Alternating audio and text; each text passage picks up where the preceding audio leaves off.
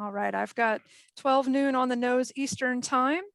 Welcome to today's webinar, everyone. My name is Michelle Cook, and I will be the moderator for today's presentation. Before we get started, I would like to review a few logistics. First, please be aware that today's webinar session is being captioned and recorded. That link to captioning via the Federal Relay Service is coming at you in the chat pod right now. Please take note of the Q&A option at the bottom of the webinar screen. There will be time for a question and answer period at the end of the presentation, as well as questions during the presentation as they are relevant to the topic being discussed. You can submit questions to the Q&A area at any time during the session. As questions come to you, feel free to put them there. A copy of the PowerPoint slides from today's presentation will not be made available electronically. However, the presentation is being recorded and will be archived on the Common Learning portal for later reference. Today's topic in the accessibility webinar series is historic sites and accessibility compliance, and is being presented by National Accessibility Officer with the U.S. General Services Administration, Rex Pace, Supervisory Historic Preservation Officer and ABAS Officer with GSA, David Antone, and NPS Accessibility Specialist Ray Bloomer. The Accessibility webinar series is sponsored by the NPS Accessibility Support Program. It is my pleasure to pass the mic to Jeremy Bazell, Accessibility Support Program Manager, to talk more about that. Hey, good afternoon, or to some of you, good morning, depending on where you are in the world. Appreciate you joining us today. This is one in a series of webinars that we have been hosting. We attempt to host 10 of these a year, or approximately one every month. And as Michelle said, they are all recorded and archived for later viewing. I just want to pass along to everyone as the manager of the accessibility program out of the National NPS office. If you have questions regarding accessibility, we can be reached at accessibility@nps.gov. That way you don't have to remember any particular person's name. We also send out notices about every training that we do and where you can find the archives of our trainings. If you are not already receiving those notices and you'd like to receive those notices, please send your contact information to accessibility@nps.gov. And we can add your information to our mailing list. And with that, we are honored to have our guest speakers from the General Services Administration to join us and talk about a topic that we know is often on people's minds in the National Park Service. So I'm going to let the folks from the General Services Administration take it away. Thank you so much, Jeremy. Again, I'm Rex Pace. I'm the National Accessibility Officer for the General Services Administration. I'm working on accessibility issues for about 2.5 decades. And so I used to work at the United States Access Board and the Department of Justice, and before that, a whole bunch of stuff prior to I came to government. My background is architecture, and I had the privilege to work with David Antone, and he can, I'll let you introduce yourself, David, and we work together on the topic we're talking about today, which is historic facilities. Thanks, Rex. Yeah, so I'm out of the Northeastern Caribbean region of the GSA, and that's located in New York City. It covers Puerto Rico and the islands. I've been with GSA about 10 years as the Historic Preservation Officer. And about 1.5 years ago, I fell into the ABAS program. So I'm doing that for the region now. And we've trained a staff of 7 people within our region to do ABAS reviews. Prior to GSA, I was with the National Park Service in the Cultural Resources Center in the Northeast. So I did a lot of projects that touched upon accessibility within the parks, pretty much the built environment. And that's my background. So I look forward to the discussion today, and I will throw it over to Ray.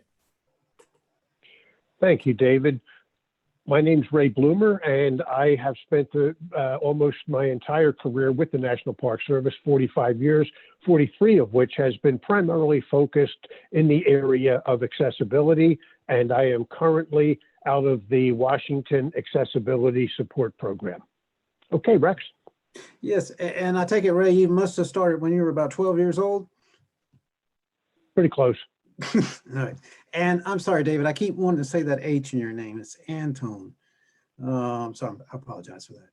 So I'll start today. I'll get our presentation going, and I'll share our screen here and get us up and going. And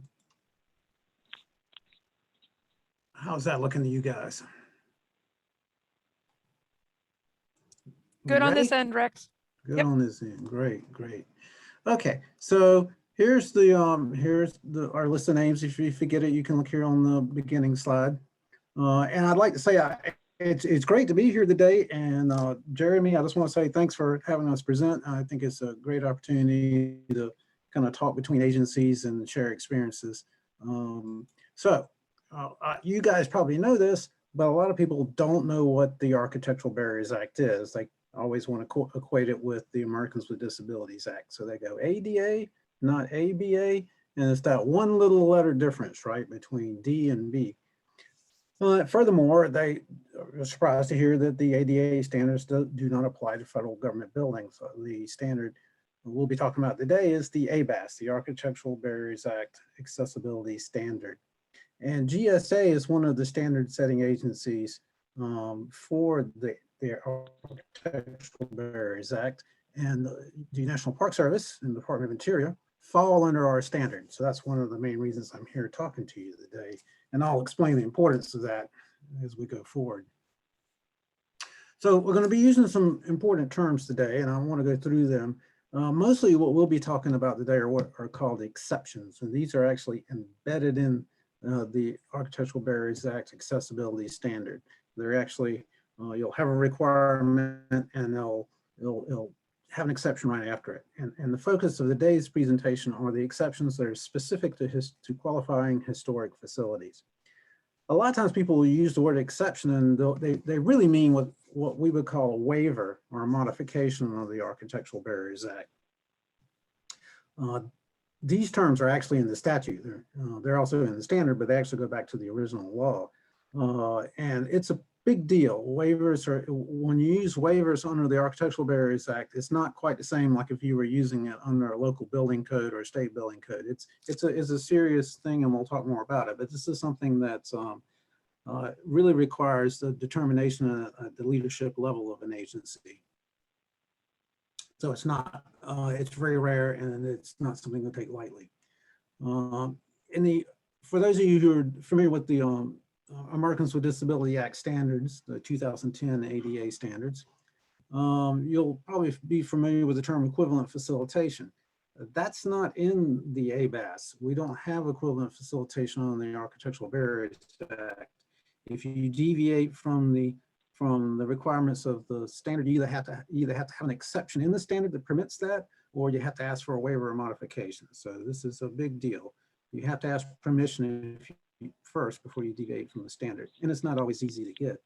We'll also be talking about program access, but this is not really a term under the Architectural Barriers Act. This is something that's an obligation under the Rehabilitation Act of 1973. And it's really important to you guys and the work you do with your exhibits and your programs and your policies and procedures. We're very focused on the building standard. Most everything I'm going to be talking today, and David's going to be talking today, from the perspective of the ABAS, which is very much like a building standard. It's a standard for construction. It's not really always addressing the policy issue. I mean, sure, it's an important part to the essential part of the building being accessible, but it's not going to deal with some of the issues you'll have. You'll have to kind of put the two together. And on that note, did David or Ray, did you have any comments you want to add to these critical terms today? I don't have anything right now, Rex. All right. Did you have anything to add, Ray? Same here, Rex. Okay. No, So same here. We'll pick it up as we go along and kind of and highlight when you really need to know the difference in these terms. So let's go back to the Architectural Barriers Act. It's very broad. It covers anything that's intended in any facility or building or lease that's intended for use by the public or may result in the employment or residence therein of individuals with physical disabilities. I don't know what wouldn't be covered by that. So it's a very broad. It covers all our structures, all our built environments and stuff we do. Of course, obviously it applies when we construct or alter a building, which is one of the main reasons I'm talking to you today, because it does apply to old buildings that go back and alter. It applies to leases, and that's another whole subject, but leases are covered by the Architectural Barrier Act. And it covers financing grants or loans that the government gives out under certain conditions. If those loans or grants are dealing with construction specifications or construction projects are covered. Although this is not as big an element in the law as it used to be, because it pretty much has been supplanted by the Rehabilitation Act requirements for funding, which will probably pick up this too. So the Architectural Barriers Act is actually a pretty old law. It was passed back in 1968. And as far as we can tell, it's the first federal requirement for building access. And it's one of the first nationwide acts that cover accessible buildings on a nationwide scale. And there were some state codes that dealt with stuff at that time. So it's important, and you're part of a long, important tradition here in helping to meet the requirements of this law. Now, under the Architectural Barriers Act, there's 4 standard setting agencies. There's the General Services Administration, which I'll get back to in a minute. There's the United States Postal Service, because they have bazillions of post offices that have to be looked after. There's the Department of Defense, because those are kind of unique facilities and there's active military personnel issues and so forth. And then HUD, which actually still uses the older ABA standard, the Uniform Federal Accessibility Standard, UFAS, or UFAS, depending which part of the country you're from. HUD, but that applies to their housing programs. Pretty much everything else in regard to federal government buildings falls under GSA standard. So we have probably the most diverse portfolio, and it does cover, again, stuff that the Department of Interior and National Park Service deal with. Now, let's go to the next slide. And I'll talk to about our program a little bit, because we own and lease a lot of stuff. We have about 9,600 buildings and leases in about 2,200 communities nationwide. So we got a lot of buildings to look after. Got a lot of accessibility stuff going on. So in terms of my role as an accessibility officer, giving out, ensuring compliance for facilities, it's all about what GSA owns and leases. In terms of waivers to the law and some interpretations of the laws, that's where we can be helpful to you at NPS, National Park Service. I'm stationed, we have an accessibility program. It's stationed in what we call the Public Building Service, in particular the Office of the Chief Architect. And we may be set up, I don't know if you guys are set up in a similar fashion, but we have 11 regions. Each region has an accessibility officer, and David, who is with us today, is the officer for Region 2, which has got New York City and lots of buildings. It's a very active region with a lot of historic facilities. So David certainly stays very busy too. So I don't do this by myself. There's 12 of us in the program. So when you're working on a project and it's in one of these regions and it's a GSA owned or leased facility, then you'll want to coordinate with the accessibility officer and make sure you're working with them and that it's the requirements that need to happen are getting met. Additionally, sometimes you might be looking for guidance on how GSA sees a particular requirement interpreted in the standard. And do feel free to reach out to the accessibility officers. They do want to help. We all want to work together and get our facilities as accessible as possible. At the end of the slideshow, there's a list of how to contact the officers for each region. And also I'm available too, at least for a little bit longer. So did you have any comments you want to add to that, David, or anything? No, well, one thing, I'm wearing that dual hat of the ABAS officer and historic preservation. And like every region has an ABAS officer, every region also has a historic preservation officer. And within those two realms, it depends on the person. So each region has a different kind of uniqueness about a specialty, whether they are more expert at archaeology or conservation. And some ABAS officers really dork out on this, and I'm the one who has learned how to integrate it into my program. So we're all different.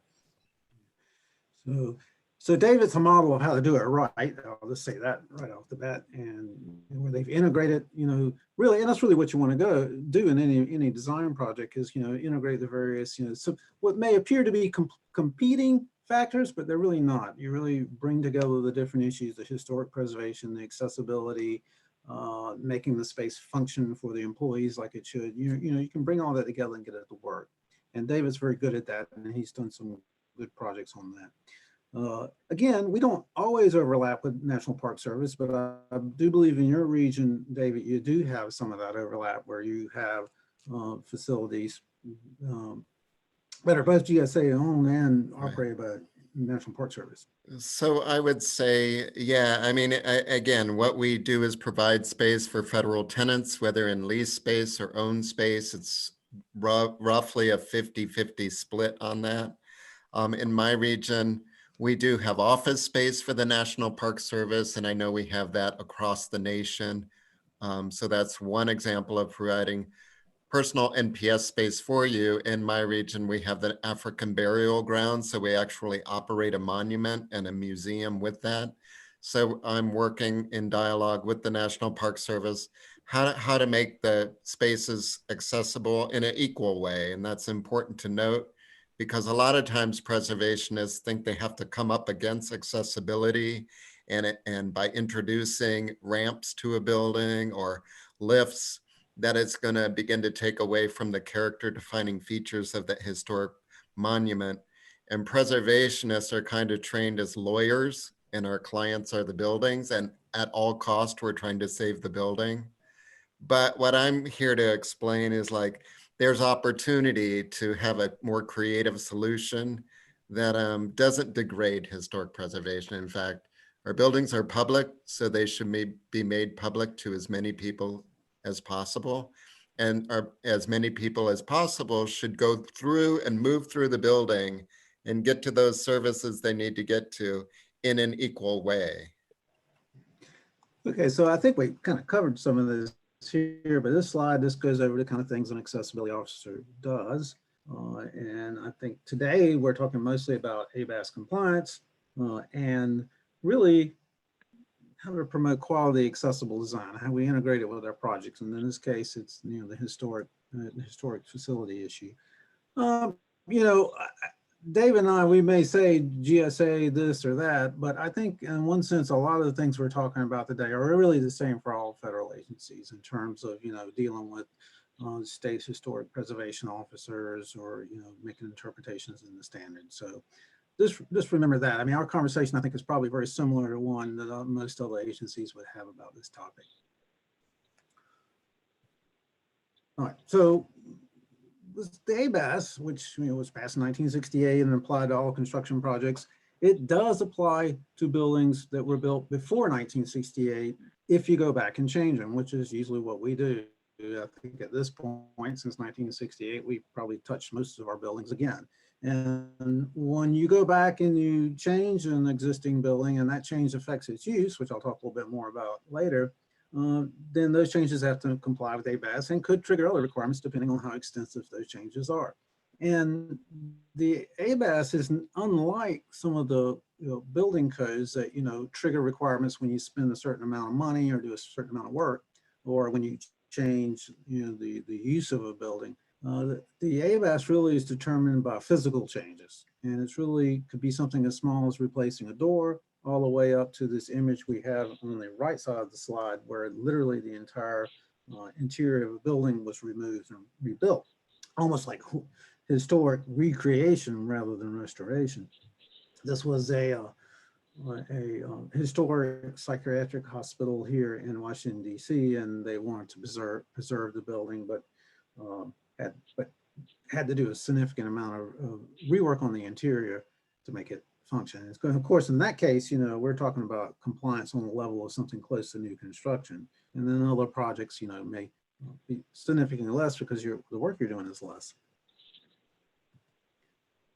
So I want to stop here and before we get too far in the ABAS and acknowledge the Rehabilitation Act of 1973, because this is something you'll want when you do a project. And this is something you want to remember. Now I'm going to be, and David and I are going to be talking about exceptions. You know, you can go into the standards and you can use certain exceptions, which is really either your own determination on some exceptions, but the ones for historic preservation do require a coordinated process with the historic preservation authorities over you.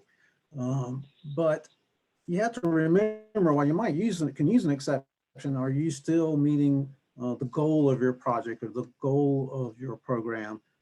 Because that still has to be put forth in an accessible manner. So I'm going to let Ray speak to the Rehabilitation Act for a minute here, because that's such an important thing that you have to meet, and I don't want people to lose sight of it, even though we're focused on the standards today.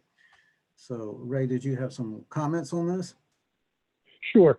Rex, before I go on, I do want to follow up with something that David was talking about, and that is looking at the both accessibility and the standards of a building, because we get a question that comes up frequently. So I'll ask the question, and that is, what law supersedes what? Historic preservation law or regulations, or accessibility laws and regulations? And the answer is yes, neither one actually supersedes the other. It truly is a balance, and working through how do we figure out a way to preserve the integrity of a building while at the same time enabling all people, including those with disabilities, to gain the same opportunity that people without disabilities are getting by being able to access that building.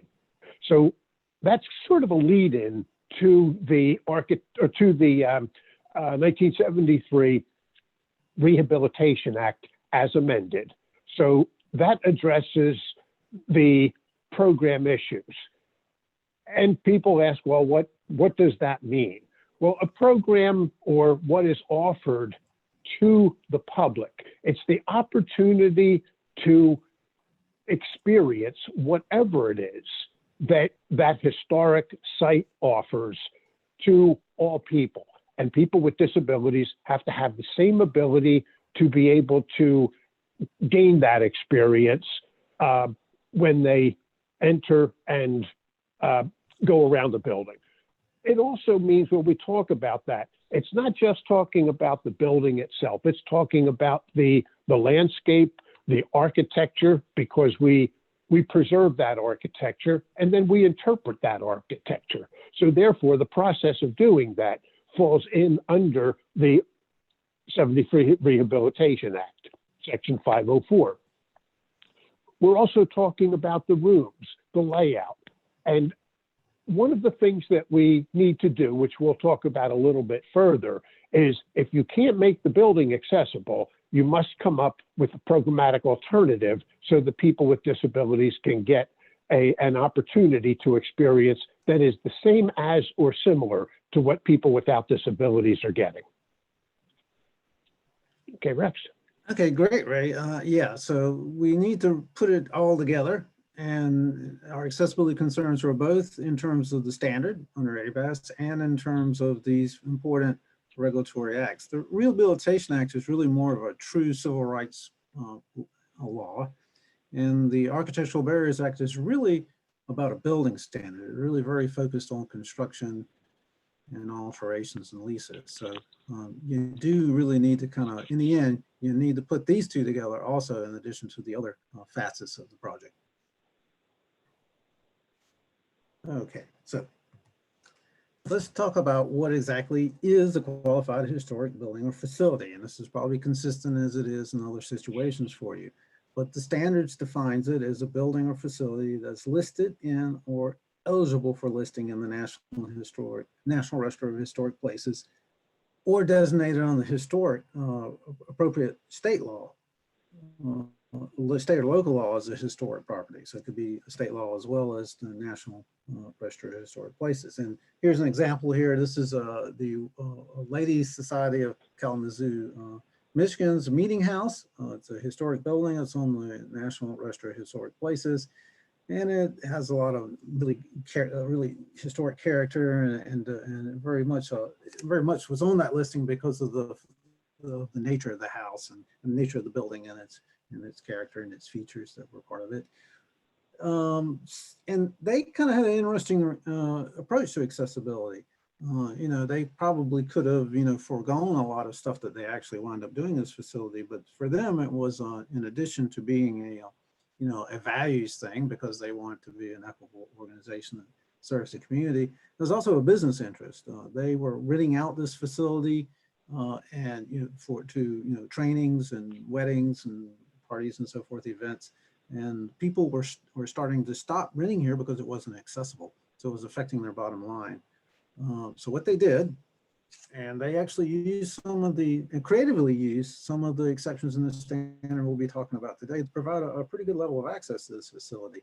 What they did in the rear of the building, they added on an addition, which is, you know, distinct from the original building, but kind of cohabitates with it without, you know, dramatically impacting it, in which they created an accessible entrance, accessible bathrooms, and an accessible route between the floor levels. So they took a lot of their accessibility needs and they put it into this addition to make the rest of the building work.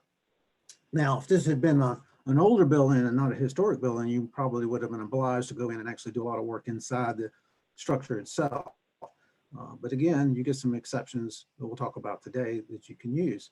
I will note there was one exception where they probably could have justified only making one level of the building accessible, but they chose to do the extra step. And I think, again, for them, that was a program issue that they considered important enough that they were going to do it, even though they probably could have justified just solely based on the ABAS of not doing it.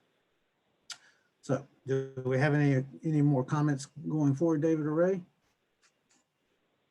Yes, Rex, I just want to make one comment, and that is the fact that with many of the buildings that the National Park Service operates, the standards come into play when you are either building a new building, as you pointed out, Rex, or if you alter an existing building.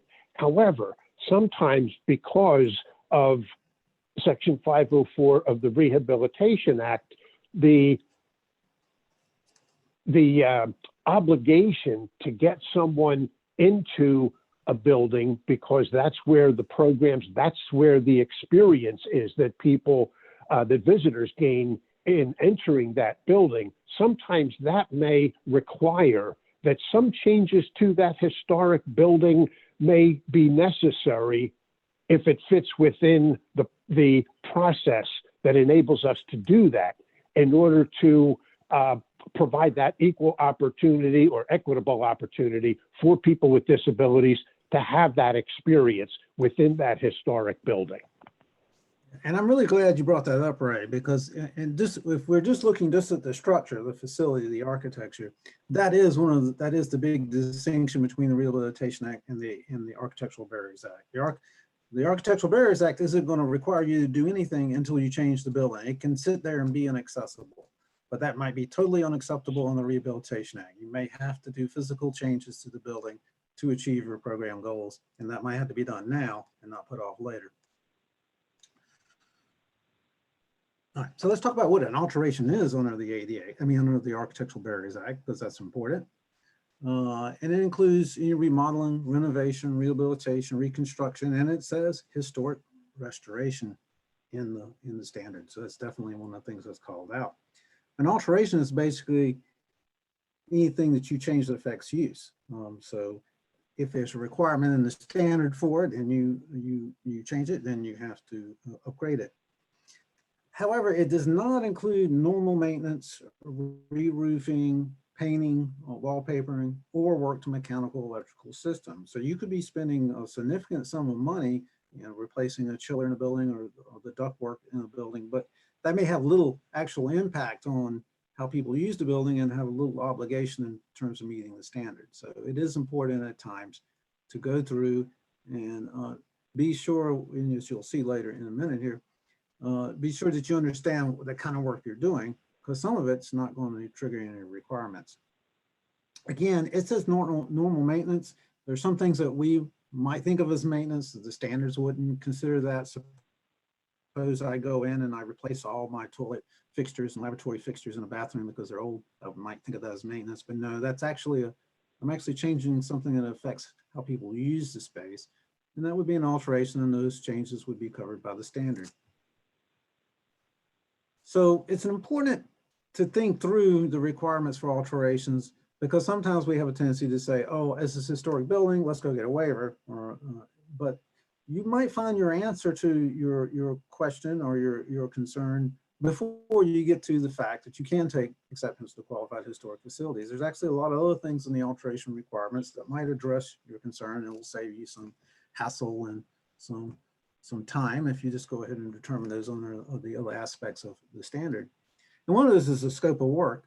If you're not really required to extend expand beyond your scope of the work unless you're modifying primary function areas. So let's suppose that you have a building that has like 3 auditoriums in it, and you're modifying one of the auditoriums. Now, you would not be expected to go back and modify the other 2 auditoriums. Your scope of your work is that auditorium. So that would be one. However, your auditorium would be considered a primary function area. And those are areas of the building that, while you go to the building, those are the areas that serve the purposes of the building, like the auditorium, the meeting room, the offices, the places where people receive services from the federal government, like counseling rooms, check-in counters, that kind of stuff. If you modify those, you do have to consider the path of travel. So that auditorium, we would consider the path of travel to it. So we might have an increase in scope in terms of the accessible route to the space, but we don't have to change the auditoriums. Now, no matter whether a building's historic or not, some changes might not be technically feasible. They would be technically infeasible to do those changes. For instance, a column is probably something that's not going to be, it is something that's not going to be feasible to change. And it doesn't matter if it's historic or new, a column is a structural member, therefore you wouldn't be expected to move it. And we'll talk a little bit more about what technical and feasible is. So after you kind of work through, what's the scope of your project, what obligations you have, what changes are not possible, then you go to the exceptions you get for qualified historic facilities and use those after you determine that that is actually, in fact, your last resort. You can't handle the issue another way. So David or Ray, did you have any comments at this point? No, not at all.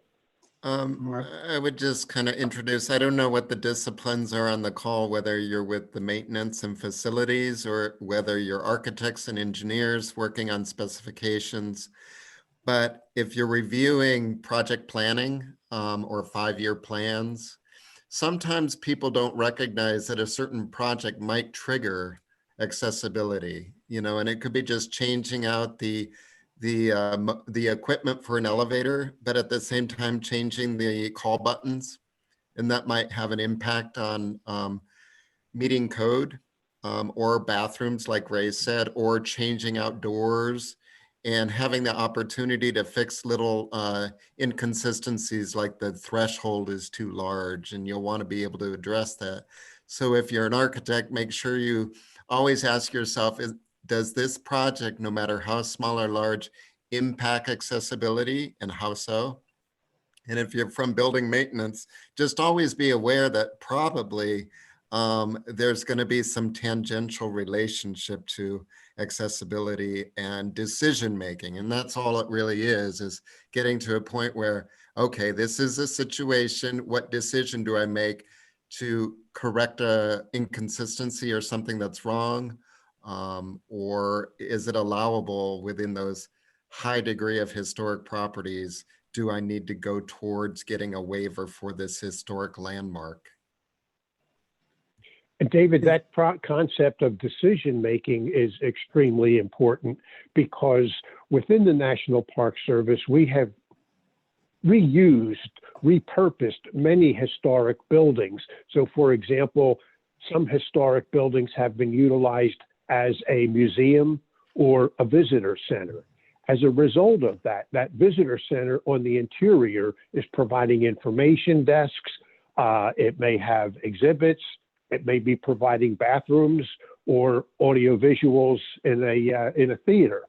And we need to make sure that when we make the decision that we will repurpose that building or have an adaptive reuse of that historic building, that because of the opportunities, the activities that will be made available to our visitors, that building is considered fully accessible, and that, for example, a visitor center, everyone should enter by way of the main entrance and not be looking for alternative entrances such as a back door. That may be the way to do it in an historic house where we need to preserve the entrance, or in its historic building where we need to preserve that entrance, but not for something like a visitor center or a museum. And the process of making that decision as to whether that's the right building to use to make into a visitor center or a museum will be very important. So again, I appreciate you bringing up that issue of the decision process, because that becomes part of that process. Yeah, and I'll just real quickly outline, that starts reminding me of how GSA operates and begins to distinguish how do I do what is called Section 106, or how do I review impacts to the historic fabric of the building. So in a quick sense, this is a very easy concept for GSA as we zone our buildings from zone 1, 2, and 3, zone 1 being a preservation zone, zone 2 being that middle ground of tread lightly, or you can make changes but be sensitive. And then zone 3 would be free zone or back house office space. And setting that requirement in a stage with the team of building managers and all kinds of people who may not understand architectural plans and preservation concepts. Once you tell them this is a free zone, then your level of effort with historic preservation becomes more free. You've got more liberties to address it with different treatments. Whereas in a preservation zone, everybody comes to an agreement that this is the highest degrees. So we first and foremost pay attention to those character defining features. And for the Park Service, your primary resources would be those presidential homes and those national landmark facilities. And then the support space might be free zones, and they might be in the middle. They might be a reused carriage house where you want to restore part of it and you want to adapt part of it. So that's really when you're dealing with a group of people all coming from different disciplines, setting the stage for what it is you're working on really helps the level of effort.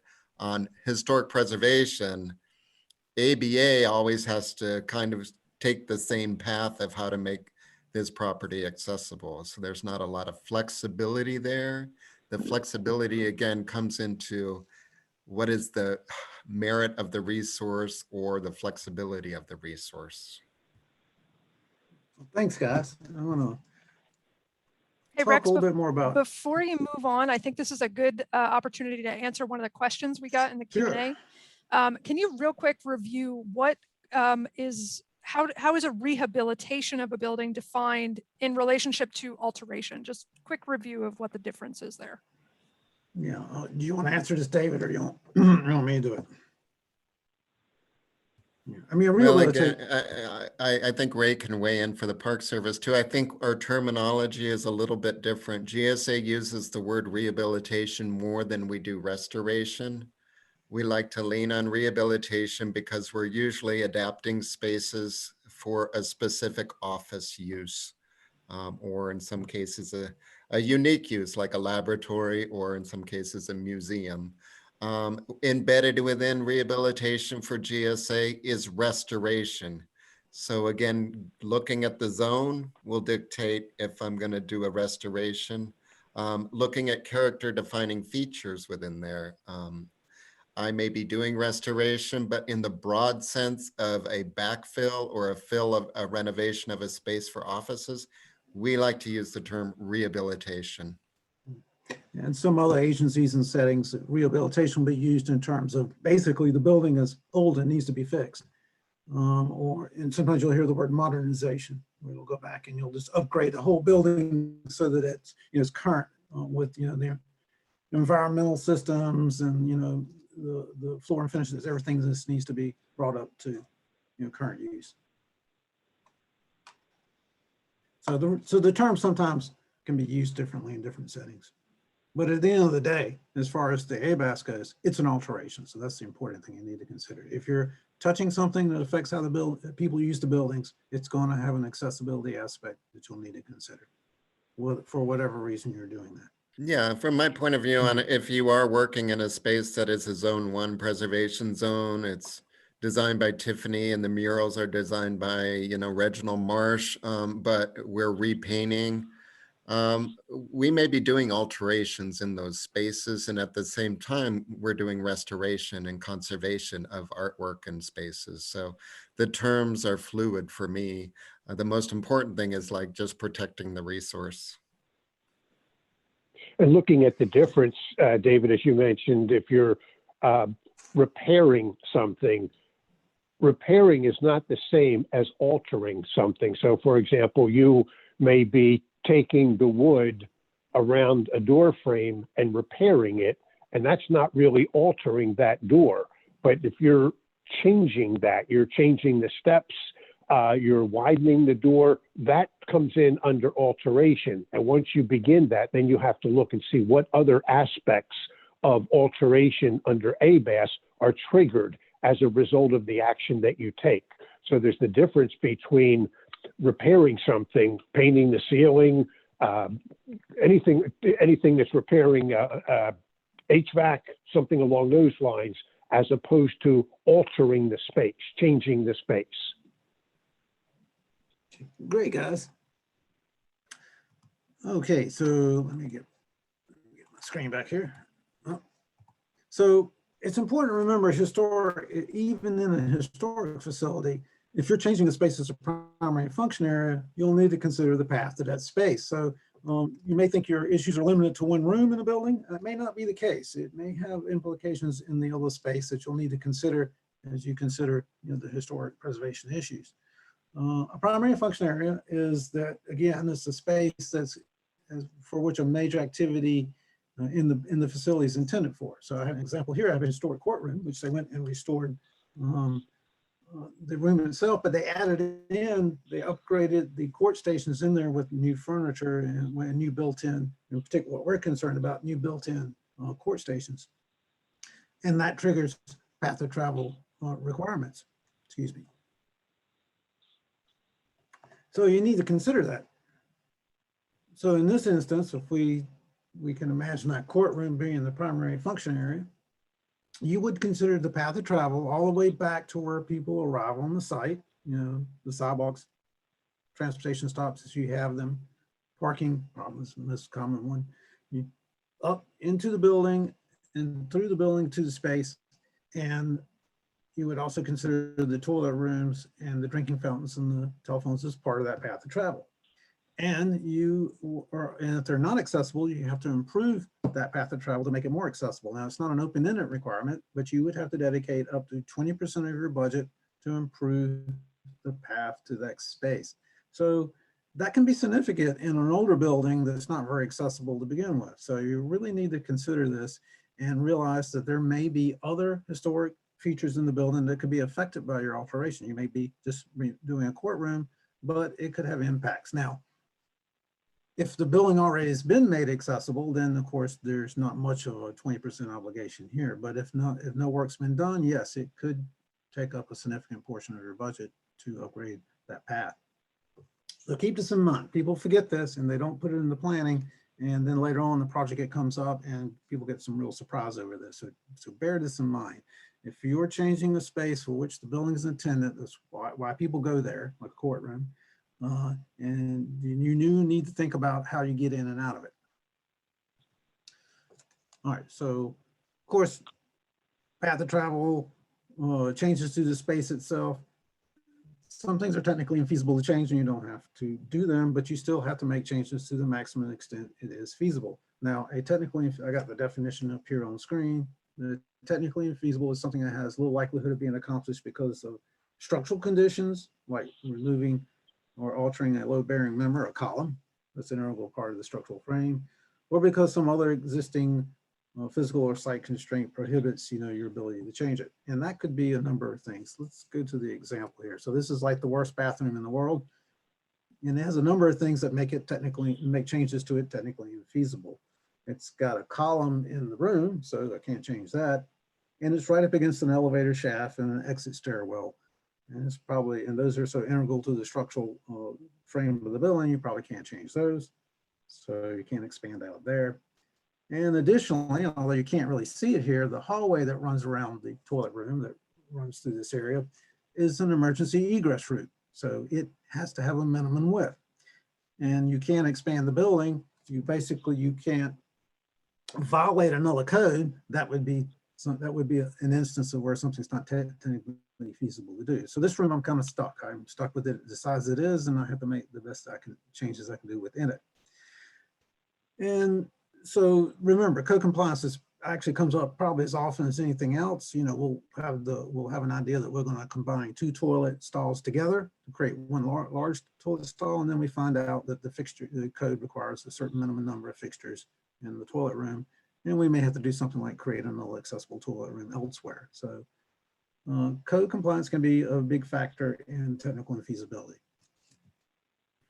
So, and also if you've got like that bathroom that's technically infeasible for that floor, don't just wash your hands of it. There are things you can do, like you need to put a sign up that says where an accessible bathroom is. Don't just think you're off the hook because it can't be solved. There are other things you can do to help people get to where they need to go. Very good point.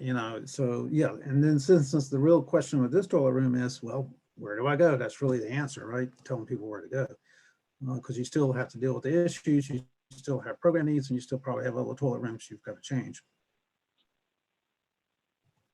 Okay, so technical infeasibility is really a case-by-case determination. It's based on the existing constraints of the site and the conditions of the particular project you're doing and the scope of work.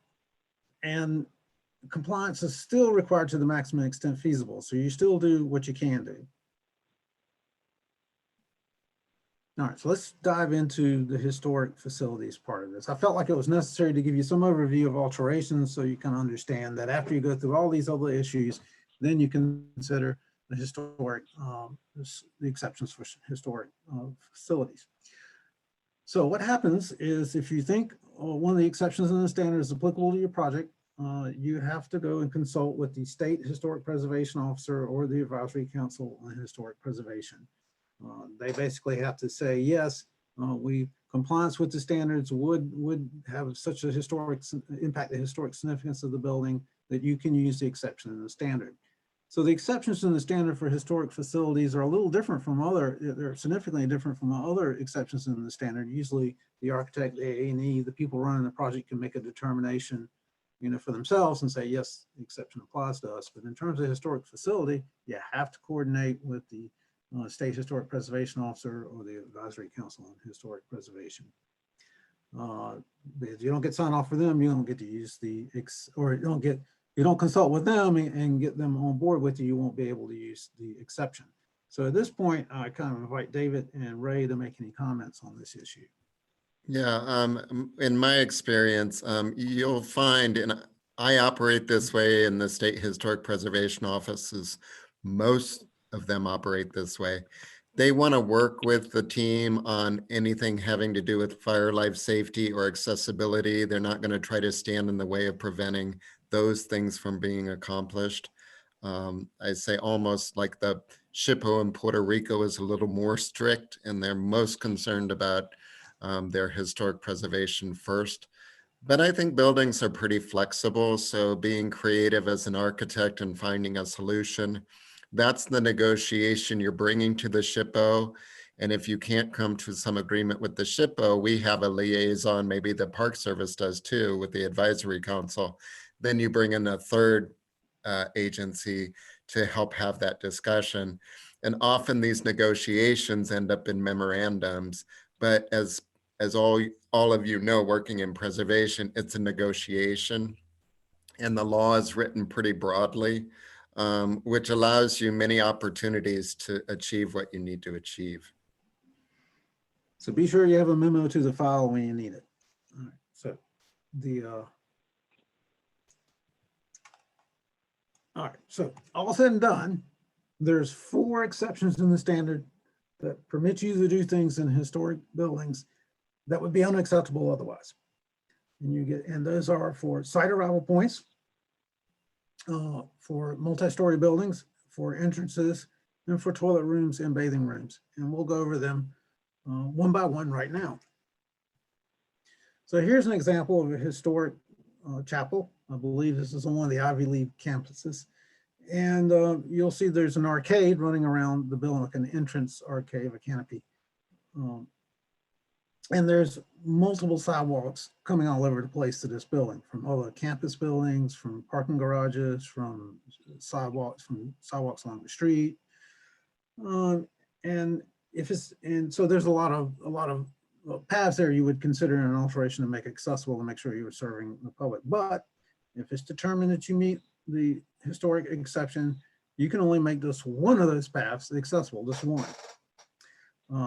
So you could, and in this case, they did try to pick the path that was served the broadest range of people that served the most buildings on campus. And I would say in this example, they had the sidewalk was, they didn't just put a ramp in. Let's go back to the previous image. They didn't just put a ramp in. So I'm sorry. They didn't put a ramp in. They actually sloped the walk with an earthworm, so you don't have the visual impact of a ramp. And frankly, the walk is shallower, so it's easier to use if you're a person in a manual wheelchair particularly. And they took one spot and they raised that sidewalk to get you up on the canopy of the building, the arcade. And then there's an accessible entrance, and we'll talk more about that in a minute. So they did a good job here. I thought this was a nice way of solving the problem of providing access with and maintaining the character of the building. I don't think you noticed it. They went to the side of the building, but it still connects into one of the main accessible routes. There again, there may be other routes to this building, to other places that are not accessible. And if you use the exception, that's permissible. Although again, you don't want to use it unless you're forced to use it. So the thing to point out here is good solution for getting up to the front door. I think that arcade goes around to the front door maybe. But what is the programming for the building, and what happens next? What's the can of worm? Like, can they get through the threshold of the door? Is the door wide enough? Is there a foyer? How is security set up? And you have to go through that path of travel again. It's like, what is the purpose of this building, and can people get to that purpose? So it's not enough just to put the ramp on. Maybe it is, but you have to flesh out all of those scenarios to see, is this building truly successful throughout? Or did you just solve one problem and it introduced 9 problems? But we're solving all problems today, David. Okay, so another one that's addressing the standard, and this is a really big exception. This is a big deal. In multi-story buildings and facilities, you do not have to provide an accessible route beyond, above or below the level with an accessible route. Basically, you only have to provide one accessible level in the building. And that's a huge exception. And you want to be really careful about this, because you're basically making large portions of the building won't be accessible. So if you plan on using a space as an office, that might, while you could use the exception, it might not be appropriate for the program purposes of the building. And again, in this case, this is a project I worked on at Department of Justice. We have Mount Vernon, and obviously a building like this, we're not going to make somebody put in an elevator. That would have just a tremendous impact on the historic nature of the building, and it's really not feasible. So in this case, the exception made sense. And you'll probably find that this exception really does apply to where you're really trying to preserve the whole structure, or the structure really can't take the addition, or it doesn't really have the space to permit, a clever way of putting an elevator in. Now, what was Rex, interesting? if I could comment, if I could just throw in a comment here, this is where, if you can't make, and you've got part of the program at Mount Vernon is to tour the first and second floor of that building and see how Washington and his family lived on the upper floor. This is where a programmatic alternative would come into play, where you might use something like a model. It could be an iPad with a video built in with it, photographs that you would sit down with an interpreter and go through it. The key thing there is you need to make sure that your programmatic alternative is of a quality that is the same as or similar to the experience that other visitors are getting on the upper floor. So the programmatic alternative becomes important where programs exist on the upper floors that you can't make physically accessible. Yes, and that's exactly where I'm going, Ray. In this case, Mount Vernon has two outbuildings that are attached to the building with an arcade, and they cleverly used one of the outbuildings as a way, the kitchen, I believe, that they made that building accessible, and they have a ramp under the arcade that attaches to the main building. So they have a ramp there, and you don't really see it. It's very blended in. And then you go up onto the entrance to the building, and you can go into the first floor. So they did provide access to the first floor. And they did exactly what Ray was talking about. What happens is you go on the tour, and if you can't use the stairs, then there's a station where you go to, and you can have a virtual experience on the computer and also some other materials. So you can look over the things that are happening on the tour on the second floor, and then you rejoin the group when they come downstairs. And I would have to say this is actually very important to them, because there's tons of people go through this facility, and there are a lot of people who use wheelchairs and scooters. I was actually very surprised because I was out there for a day, was kind of observing things. So it's a big need. Now, I'll give another example here. This is the Martin Luther King Jr. National Historic Site. This is actually one of your sites, NPS. In the photograph here, it's the cream colored building in the middle. You may decide, even though they probably could have justified this exception in this building. They did not do that. Their program purposes were more important. And in this case, what they did is they used the driveway that goes upside the building, and then they raised the backyard up so that you could go into the first floor. The entrance to the building is accessible, and then they built a porch area with a full height lift that can go up one story. So you can get into both levels of this building. Both levels are accessible. Now, in some instances, the nature of a facility will be important. You know, in terms of Mount Vernon, not only was it Washington's birthplace, but it's, you know, architecturally significant and an example of a certain type of architectural style. In the case of this building, is probably less the architecture of the building, although it is nice. It's more the history. So sometimes that can have a determination on how you approach, you know, what are you trying to preserve? You know, what is it you're after? Because in this case, the National Park Service made the determination that it's the history and the experience that's, you know, the important thing about this site. So the third exception you get to use are entrances. We're coming back to what David talked about earlier. And this is a historic federal building courthouse in Chattanooga, the Solomon Building. And it's like a lot of complaints we get. There was a ramp in the back of the building. It was too steep, and we got a complaint. Turns out the ramp wasn't really a ramp. It was really a loading dock, and they were calling it a ramp. So they needed to put a true ramp on the building and comply, because they didn't do it. They did a lot of renovation to this, but spent a lot of money on restoring these rooms in this building and new features and layouts, and didn't address accessibility. So this is what happens when you do that and you don't consider the path of travel of getting in and out of these spaces. And then somebody like me shows up and say, why didn't you do that? You didn't meet your requirement. So we made them put a ramp on it. Now, in this case,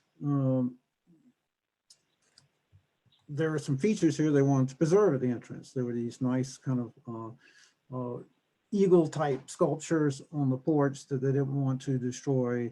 And additionally, it can sometimes in these buildings be hard, like Dave was talking about earlier, to make the step from the landing up into the building. Usually there's a step or two from the landing into the building, so it causes problems. So what they did in this project was they took one of the windows that was strategically near the lobby, turned it into a door, and made a ramp up to it. and put a power operator on the door and made the building accessible. And it's pretty subdued. You don't really notice it that much. The ramp kind of runs off to the side. So it works out pretty well. Now, I would say that this kind of an alteration is not too far off what you would do just on an old building. I don't know that necessarily how to approach it this way because of it historic, because I feel like the ramp pretty much coincides with the path the public is using. So in this case, you know, we were able to pretty much everything work out like it normally would anyway. But there are other instances where the addition of a ramp or something on the front of a building could have a dramatic impact. So in this slide here, we have a Paul Rudolph guest house, and to put a ramp on this so visitors could get into it would be pretty dramatic impact on the building. So here's an instance where you can utilize the exception and the standard. Now, the exception and the standard for entrances, you know, most older buildings, you could probably get away with one accessible entrance anyway. The real key to the exception and the standard for historic facilities is that it permits that entrance to be locked, to be basically a non-public entrance that can be locked as long as it's monitored or has some way for you to go and open it when it's needed. And that's exactly what happened in the case of this building.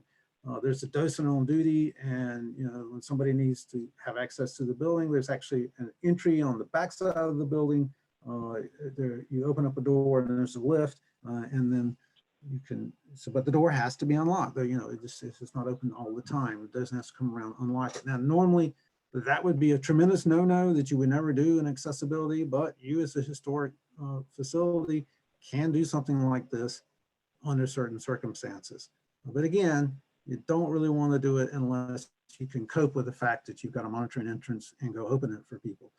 It kind of works here because, you know, there's a real strong relationship between the person operating the building and the entrance. But imagine if this entrance were a half a block, you know, it's a block away or something on the other side of the building, you can have problems. So be a little careful with this exception. You can use it, but generally I would try to avoid it if you can. Now, the fourth exception has to do with toilet and bathing facilities. And again, if it's determined as such, you can do as few as one accessible bathroom for each sex, male or female, or you could do a unisex toilet room. So you could, and this has happened, we've had some small courthouse buildings, you know, several stories high, and there's only an accessible toilet room in the lobby on the lobby floor of the building, the first floor. And that was permissible under this exception. They could do that. So there's only one set of accessible bathrooms in the building, which is usually, you know, again, if you're going to restore a building, a big no-no, you would deal with all your toilet rooms. But in some instances, it does turn out this is probably the best you could do without, you know, having a real impact on the rest of the building. So those are the four basic exceptions that, you know, you get to use. I've been talking about things that probably come up in pretty major projects. I would encourage you to remember that all changes, some smaller projects like restriping the parking lot, changing doors, replacing signs in the buildings, like David was speaking about earlier, you need to bear in mind that these will have, you know, accessibility requirements you should consider. So that has to do with, now I've talked about the exceptions, and we'll talk about waivers here in a minute, but before we move on, David and Ray, did you have any more comments on the exceptions that are in the standard that you can use?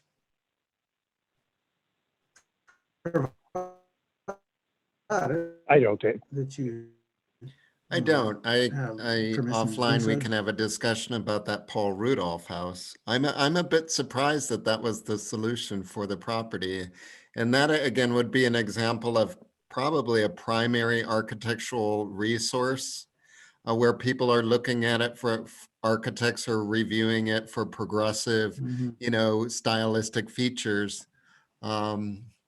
Is it that important that people go inside that building, or can you actually see the entire building from the glass walls on the outside? So for a concept to be a floating pavilion, as an architect, I'm not sure if that was the best solution. But again, this is how you have the discussions about what is it you're trying to achieve and what is this building supposed to be in programming. I don't know how they use the building, but as an architectural jewel box, and as an architect, I would begin to question the solution is starting to eat away at the integrity of that design philosophy a little bit. So that would be the debate I would bring to it. Yeah, I was actually surprised. I was actually walking around the building. I'm like, you did this? Yeah, but it's, but actually, I don't see this done very often.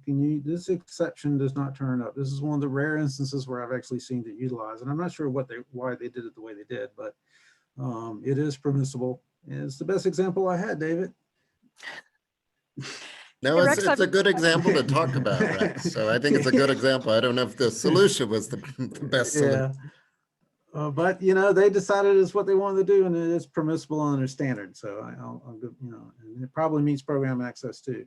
But again, only because it's a historic facility. Pretty much any other situation, you wouldn't want to.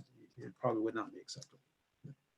All right. So Rex, let's I've got talk a about. question. I've got a question from the Q&A real quick, going back to Yes. the alterations and project costs. Can you speak a little bit more to the issue of the 20% of the cost rule? Yeah, let's talk about that. It's really a subject in its own right. Let's just talk about that. So when you do a project, and let's suppose you spend, $100,000 on modifying this primary function area, then it's possible up to $20,000 of that would be needed to be spent on the improving the path of travel to that space. And guys, keep up with me. I'm not a mathematician, so make sure I got my math right. All right. But you really do need to think about what I talked about earlier and what is an alteration. So if I were doing this project and I were replacing the ductwork in the building, and I was spending $500,000 on this project, but $400,000 was on the mechanical, I would still only consider the $100,000 I actually spent on putting new courtroom stations in the space. I don't know if that's what it really costs. I'm just using this as a hypothetical. So when I say 20%, that's the amount of money you spent on how the space is used, and then you have to turn around and look at the thresholds to the door, the situation with the bathrooms, the drinking fountains, any step up is at the entrance, or parking spaces provided in the parking lot, and you spend up to 20% to improve those. Now you do have some freedom to pick these items. It just says you have to spend up 20% and address these items. You do have some ability to go through and say, well, this is more important, I think, the situation than others.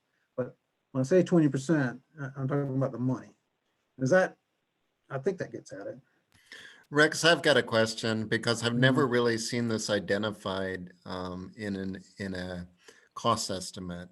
Is it a line item? Have you seen it pulled out as a line item, a set aside? Like for fine art, we have 0.5% of the budget that we set aside. It kind of depends on how the cost estimator's doing it. A lot of times at the beginning of the project, before they really know, when they don't really know what's going to happen, they'll put in an item of, when they're trying to figure out the overall budget of the building, they'll just throw in 20% of the budget on accessibility. They'll say, on path of travel. And then usually, if we do it correctly, on a large older building where this can be a big issue, we'll do in the feasibility study, we'll address the specific items and identify them in the budget, as things that need to be addressed in the budget. Because sometimes, you won't, replacing a door, it costs the same no matter what reason you're replacing it. Raising a porch level, in the end of the day, is a cost of, labor and materials. It doesn't necessarily stand out necessarily as you're raising for access, but it's not like that's a special cost. It's still typical construction costs. So sometimes you won't see them in the budget. It kind of comes again from the programming. They're following the programming. You told me to raise the porch level, and that's what but it may not call it out in the budget as accessibility. So it kind of depends. I try to get people to flag it and follow it through the project, but it's not always that way it happens. Do you have any additional comments on that, David? Well, I mean, that's the job we do as regional representatives for the program. The sooner that we get these requests to review documents, I mean, if we're involved in the planning stage, is fantastic. Otherwise, we're looking at a percentage of architectural documents that we need to review at 30, 75, 100, whatever percent. So the sooner you catch that stuff and bring it to the attention of the architect. And I would say, you know, again, we work in leases. So on the case of leases, the lessor usually has an architect that you then have to relay this information to the developer or the lessor and their architect. If it's in-house, it's much more direct, that conversation. But like preservation, early and often, same with ABAS, the sooner you get to these issues and address them with the project manager, the more better likelihood you have at getting funding for it or addressing them in the proper way. And it's much harder if you're at 100% drawings and then you're telling the architect, oh, wait a minute, you've got to spend 20% on catching some of this stuff along the way. I mean, really, the bottom line, and I think the key thing to remember here for you, if you've got a project and you're working in an area of a building or the whole building, a lot of times in our business, people want to draw a box around the area that they're modifying. You know, you'll hire somebody and they'll say, well, all I got to worry about is the courtroom. I don't have to worry about anything outside of it. I'm just here to do that. And what you want to do is say, you want to make sure somebody is thinking about it.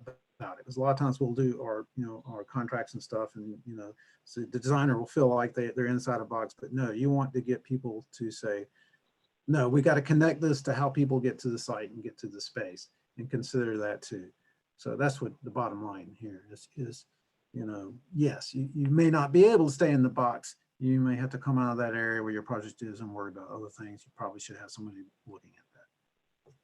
And Rex, it's equally important to make sure that people are always thinking of, why are we preserving that building, and what is the reason our visitors are going into that building. Sometimes the most important thing that happened in that building may be on, rather than the main floor, it could be on the second floor. So providing access to the second floor, if it happens to be feasible to do that, given the fact that it is an historic building, may be an important factor to consider. Yes, and that's something you guys really want to think about. Sometimes other people aren't really connected into that and understanding that they're doing what you tell them. So you really do, like Ray says, you need to keep that in mind.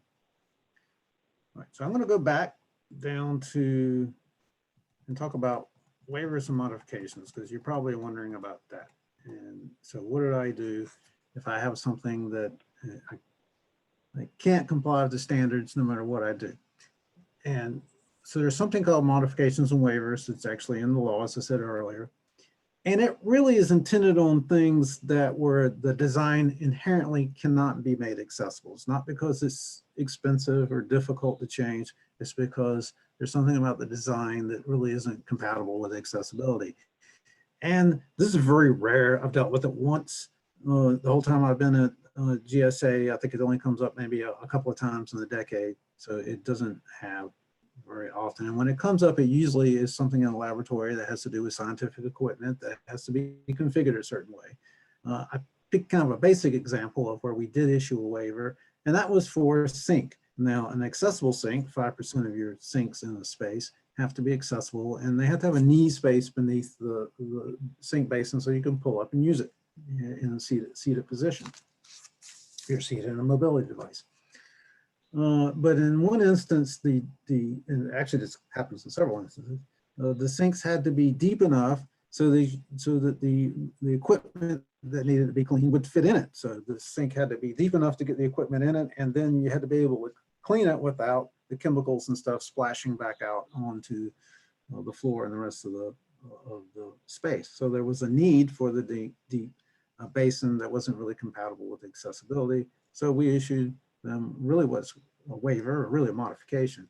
We said, okay, you can do the deep basin, but you still have to have a parallel approach to the sink, and you still have to have the controls accessible and within reach. But that one thing about the knee space, we will give you a break on because it was integral to how the sink needed to be used. So that's an example of like where we did a waiver. And again, so Rex, that in this case, was it a specific waiver for a specific project? And yes, once that exception to the rule happens, does it then become an exception to the standards, like a lab sink can be this deep? No, it does not. It's always case by case. The law itself says you have to consider these case by case. And I've actually issued several waivers over the same issue. I had to go back and do it again. You can't, it's not like you get a pass forever. You can do multiple facilities under a single waiver, but you can't use a waiver beyond that instance that you used to. We actually did two waivers. We did one waiver that was to a specific laboratory, and then they came back and said they had about a dozen more that needed it. So we did do those under an additional waiver, but we had to do another waiver. I couldn't rely on the one we did before. So it's case by case. However, I would encourage you before jumping to the beliefs you might need a waiver, because it's a big deal. You know, it's not, I mean, you have to go to, you start in the region with the accessibility officer for GSA, and you do need to go to GSA to get a waiver. This is something where you have to come to us. It's not advice, it's something we have to actually sign off on. You go talk to the regional accessibility officer or myself if they're not available, and you explain the situation. And if you determine it does need a waiver, then eventually it goes up through your leadership. It has to come from your leadership to our leadership, which is the commissioner of PBS, which is, you know, basically like a deputy secretary of the agency. And you know, they have to sign off onto it, and you know, I'll look at it and give them an opinion and so forth. But you know, it's a big deal, and it's you know, a lot of eyes are on it, and people are you know, don't want to do it unless it's really needed. So consider some other things to begin with. There are general exceptions in the standard to begin with. Some things don't have to be made accessible. For instance, like a boxing ring doesn't have to have an accessible route to it. So, you know, if that's in a historic space, you already have an exception no matter what. Remember, there's accessible route exceptions. There are times when accessible route doesn't have to go everywhere into a facility, or you get certain breaks on where it goes. Those are not often. For instance, in the assembly areas, you may not have accessible routes to every portion of an auditorium, so you may find your answer there. Then you have the historic preservation exceptions we just talked about, which are significant and are very big, and that should handle most of your issues. So you have those to use. And then again, you have the scope of alterations. Somebody might be bringing up an issue with you that's really beyond the nature of your project to address. Then we have things that are technically infeasible, like we talked about. So we have a number of things we can do in the standard to address things that may appear to be irresolvable, but they could be dealt with in the requirements as is. And if all that fails, then talk to us, because that's when we need to look and see if a waiver will work. There's no equivalent facilitation, so we don't have that. You really do, at some point, you really do need to talk to us about it. If you can't, if you really feel like you can't, under any circumstances, achieve something with all these other things we talked about today, then you do need to talk to us about that. Don't do it on your own, because there really is an equivalent facilitation in the ABAS that permits you to do that. Rex, this is Jerry. So I have a question as you are talking about, you know, the fact that you cannot issue your own waiver and that a waiver, you know, must be issued by an external body. Earlier, when you were talking about exceptions, you made a comment about providing a note to the file, and I, if you could address that more specifically in terms of what does it look like in terms of a note to the file, and is that a requirement if you are taking an exception? All right. Well, there's the exceptions in the standard. You know, you don't have to go to GSA to use an exception. You know, we're the standard setting agency. We deal with the waivers. But if it's not a waiver, you know, things remain at the agency level. It's up to you and your processes. If it's a general exception that, you know, addresses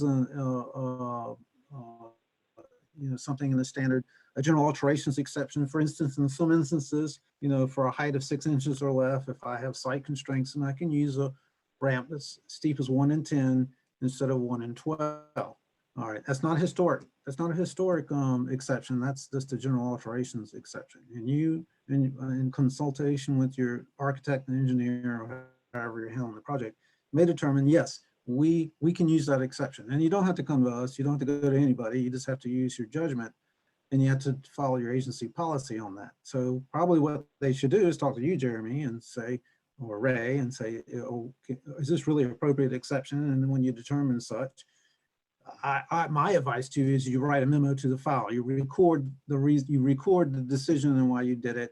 You might even could reach out to me and say, what's your opinion, Rex? And that's fine. And for my purposes, you can say you can consult it with me if that helps. But you don't have to. You just want to make sure that you documented why you made the decision. Now, for one of those historic preservation exceptions, it's an additional step there because you have to consult with the state historic preservation officer or your advisory council. So, you know, there again, you don't have to come to GSA to do that. We're happy to offer advice. You can do that, and but you want to make sure that you record, again, that you write a memo to the file and record why you did what you do. So if it comes up later, and sometimes it does, people go, why wasn't that done? And you have to relive the whole experience again. So it's a good idea to record it and put it in the file so everybody knows what you did. It shows a good faith effort that you were trying to utilize the exception as it was intended. Yeah, thank you for that. Does that all make sense? That may be a little convoluted, but yeah, the way that I would perhaps frame that, and Ray, you can correct me if I'm wrong, is if you are doing a waiver, there is a paper trail by virtue of the process of going through the waiver. I think it is highly recommended that there be a documentation of any exceptions that are taken, specifically because, like you said, later on, someone might ask, or more importantly, someone might file a complaint and say, you are not in compliance with ABAS, and then you would want a record of the thought process that went into and the evidence that you had for claiming that exception, because that is your defense against the claim that you were out of compliance. Just to be clear with everyone listening in, who is then going to ask, but Jeremy, what is the official NPS process for requesting a waiver or an exception? And the honest answer is there is no official documented standard operating procedure for those two things, nor do we have examples of when they have happened in the past and what a memo to the file would look like. I think it is the sort of thing that would behoove us to begin working on, but I will acknowledge to everyone that if you are curious as to what our internal process for handling all of these is, right now it is decentralized and it would be left to the park and the region to decide what their process is. so yeah, I want to follow into what you're saying, Jeremy. I mean, as an architect and designer or engineer, there's all kinds of exceptions that we evaluate all the time in code compliance for a number of things. Not just accessibility; it's all kinds of aspects of the buildings where there's certain decisions you have to make whether the code applies or not. So that's just life.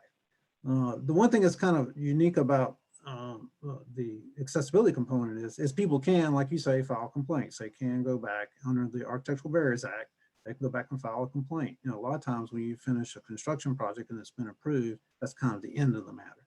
But it's not that way with accessibility. So that's an important reason why you do want to go back and kind of document what you did, because it could come back. And I have had complaints with people, large complaints, and I've gone out and spent time, being like private eye, figuring out what was going on. And it turned out that it was compliant after all. It was an alteration, and we could have done what we did. So it does come up.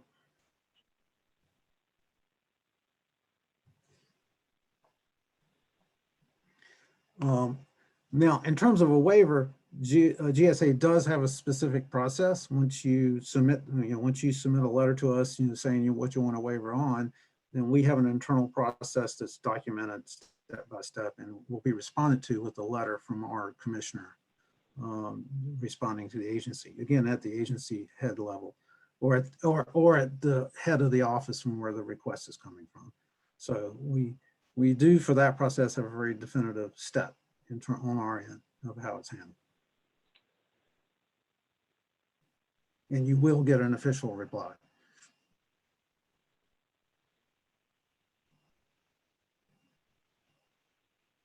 Does that pretty much cover it? Yes, thank you. Okay. So I think that pretty much brings us to the end of a presentation today, which I guess we ended right on time. And here's some more, here's information on our accessibility program here. And just bear in mind, I've been talking about building access. We're very focused, on the construction side, the facility side. GSA also plays an important role in accessible internet and communications technology. We have a website that you can go to, www.section508.gov. That's a very important issue. We have lots of activities on the technology side, and that's another whole presentation. And here are the listing of our regional officers. Again, they are a resource for you. And I think here's a reference to our regulation. If you are interested in that, which actually covers some of the path of travel stuff I was talking about. And then I would also encourage you to go to the United States Access Board's website. You can get a copy of the ABAS, and they have some wonderful online guidance and animations, which can be very helpful if you're having trouble visualizing some of the requirements because it's a bit dry and esoteric. They've got some nice illustrated documents that kind of bring it to life, make people understand what you're trying to do if you're trying to explain it to others. So on that, we can take some questions. How are you looking, Michelle? We're looking pretty good there, Rex. Can you go back and put the regional access contacts back up in your presentation while we're doing the Q&A? Yes, there you go. That'd be great. Thank you very much. The question I have is actually from last time, and as people are submitting their questions into the Q&A area, maybe something we can revisit from the last webinar. It's how does this all impact when we're talking about historic landscapes in the NPS? And this may be more of a question for Ray, or anybody can feel free to jump in. But when we're talking about historic landscapes and accessible routes and stuff like that, can you all speak to that a little bit? Yeah, I'll defer to David and Ray on the details, but yes, it's an exterior landscape is a facility. It is covered by the ABAS. It's no different. Its facility is intentionally used a lot of times because it is a broader term than just a building. It includes the sidewalks, parking, landscaping, the human-built stuff on the site. So, and one thing that I have seen throughout the National Park Service relative to individuals with disabilities having to traverse historic landscapes, some of the most creative solutions that I've seen are different ways to firm up a particular landscape surface that would enable people with mobility devices to traverse that particular area. Things such as soil stabilizers. Sometimes it could be some type of surface that can be placed over top of the existing surface where it can be removed at some other time. But there's some of the ways that people have gotten individuals with disabilities over and through historic landscapes. Sometimes the historic landscape is part of the opportunity that people have to experience that property.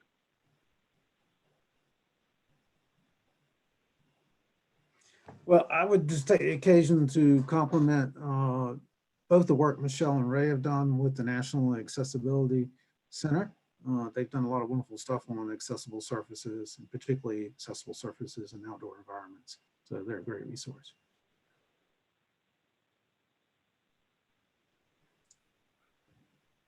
Great, thanks for that, Rex. There was one thing, Michelle, that Ray mentioned last time, and it sparked a memory that I had with the National Park Service. Tapping into advocacy groups, and there was one in New York State that I remember tapping into. They would come visit a park, in this case, the home of FDR, and at least one person in the group had a disability, and they would walk through the house and you would discuss how to achieve better accessibility throughout the property. And it was somewhat surprising. I mean, there's a lot of opportunity in how to solve things. And you'd be surprised at the flexibility and how you can do that. But again, those resources exist. So that for me was the best thing as an architect trying to plan and write specifications for these properties is go to these resources and allow them to walk through and show you what the limitations are and what the flexibility is for meeting accessibility. That's great. We are right at 1:30, which is perfect for our stopping point today. I want to thank everyone for attending today's webinar, and special thanks to today's presenters, Rex, David, Ray, really appreciate it.